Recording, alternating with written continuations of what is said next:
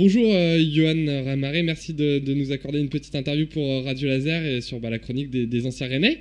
Donc Bonjour. si dans un premier temps tu peux te présenter globalement. Ouais, comme moi je suis né à Rennes et j'ai habité à Mordel jusqu'il y a 2 ans. Et puis je joue à Rennes depuis tout petit. Je suis né en 84, donc là j'ai 23 ans. Et puis j'ai fait toute ma scolarité et puis le foot à Rennes jusqu'il y a 2 ans au Stade Rennais. Et puis après je suis parti à Boulogne parce que à Rennes ça s'est fini. J'étais avec la CFA et puis après fallait aller voir ailleurs. Donc j'ai atterri à Boulogne-sur-Mer dans le nord de la France. Alors on va revenir sur tes années rennaises. Tu as intégré le centre de formation. Alors est-ce qu'on peut dire un peu plus tard que certains, à l'âge de 17 ans? Oui, même beaucoup plus tard que certains. J'étais en moins de 13 ans avec beaucoup de jeunes qui sont ensuite allés au centre de formation. Et puis à cet âge-là, il y en a qui vont au centre de formation, d'autres pas. Donc je faisais partie de ceux qui n'ont pas accès au centre de formation. Donc j'ai fait une scolarité tout à fait normale dans un lycée normal, tout en continuant le foot en amateur au Stade Rennais. Et puis rendu en moins de 17 ans, j'ai fait un tournoi avec les moins de 17 ans nationaux, donc des joueurs qui étaient au centre de formation. Ça s'est bien passé. Et puis l'année d'après, le Stade Rennais m'a proposé de venir m'entraîner avec eux et puis de faire aussi les cours avec eux au centre de formation. Donc c'est à partir de cet âge-là, mais c'est vrai très tardivement, que j'ai intégré le centre de formation. Et puis j'ai petit à petit refait mon retard par rapport aux autres. Autre moment fort de ta carrière, c'est l'année 2003 qui doit rester gravé dans ta mémoire. La Coupe Gambardella avec une sacrée génération. Ouais, avec une génération. Déjà, on était des moins de 18 ans, mais la plupart étaient pros, la plupart étaient internationaux. Donc c'est vrai que c'était une bonne expérience, même si j'ai joué que des bouts de match. Et puis la finale, j'étais blessé, donc j'y ai assisté, mais en tant que spectateur. Donc c'est vraiment un beau souvenir, une belle aventure. Et puis avec, comme je vous l'ai dit, des joueurs qui étaient pour la plupart professionnels et internationaux. Donc une très belle aventure et une bonne expérience. Est-ce que tu gardes des contacts avec certains des joueurs de cette équipe? Oui, il m'arrive d'avoir des contacts avec Jimmy Briand un petit peu, Sylvain Marvaux qui est un peu plus jeune, et puis Sylvain Massé et Sébastien Letout qui étaient comme moi originaires de Rennes, qui avaient fait partie de cette aventure et qui j'ai encore actuellement des nouvelles régulièrement. On va parler, donc ça c'était bon, c'est sûr avec le club phare de la région, puis si t'es originaire de Rennes, forcément ça fait un petit passement.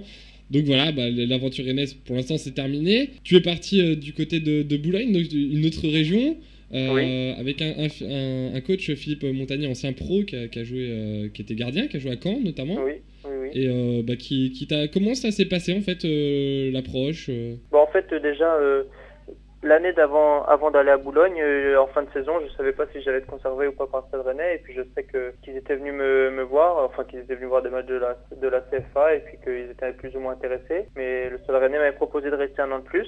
Donc moi étant de la région et tout, c'était beaucoup plus intéressant. Et puis de pouvoir côtoyer des joueurs pros, c'est toujours valorisant. Et puis la fin de saison d'après, le Stade Rennais ne me conservait pas. Donc là, il y a eu une période assez difficile de 10-15 jours où je suis sans club. Il y a des clubs de CFA, CFA2 qui m'appellent et puis je ferme la porte à aucun club parce qu'on ne sait pas ce que nous réserve l'avenir. Et puis là, il y a Philippe Montagnier qui me dit qu'il m'a vu durant la saison, qu'il était intéressé par mon profil et qu'il aimerait bien me rencontrer, que je visite le club, que je fasse la reprise avec eux et puis après qu'on voit. Et la reprise s'est très bien passée. Dans la foulée, j'ai signé un contrat de 2 ans et puis je me suis engagé pour 2 ans avec Boulogne-sur-Mer. On est passé quand même 35 matchs en national, 3 buts, donc un bilan plutôt positif, plus que positif même. Puis là, tu découvres la Ligue 2, donc tu montes avec ce club et puis tu fais partie des cadres, j'ai envie de dire, à 23 ans. Donc c'est quand même une très bonne expérience, un bon choix en tout cas. Ouais, c'est une bonne expérience. J'ai eu la chance de jouer dernière. C'est un niveau que je découvrais parce que j'avais joué qu'en CFA. Donc je partais un petit peu dans l'inconnu. Ça s'est très bien passé. Les coachs m'ont fait confiance. Et puis au niveau du groupe, ça s'est très bien passé. En plus, on a eu la chance de monter. Donc c'est forcément une très bonne aventure. Cette année, c'est la même chose. Je repartais à zéro parce que la Ligue 2, j'avais jamais vu. J'ai signé professionnel alors que j'étais pas professionnel avant, donc je découvrais un peu toutes ces choses-là. Et puis le début de saison s'est plutôt bien passé aussi, et puis j'ai la chance de jouer pour l'instant, et puis de jouer et puis de faire partie de l'équipe. Ça se passe pas trop mal, donc je suis content. Et puis maintenant c'est que le début de saison, donc il va falloir continuer, mais très bonne expérience. Tes ambitions personnelles, c'est de progresser encore un petit peu avec Boulogne-sur-Mer. Bien sûr, là, vu que tu progresses quand même à vitesse grand V, la Ligue 1 doit pas te laisser insensible. Ouais, bah la Ligue 1, on y pense forcément dans un coin de la tête, mais je pense que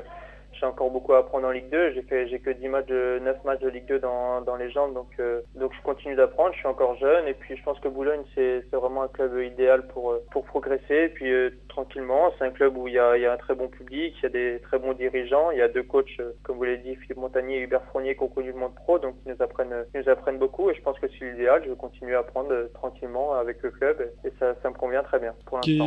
Qu'est-ce qu'on peut te souhaiter dans les matchs à venir pour cette fin de saison?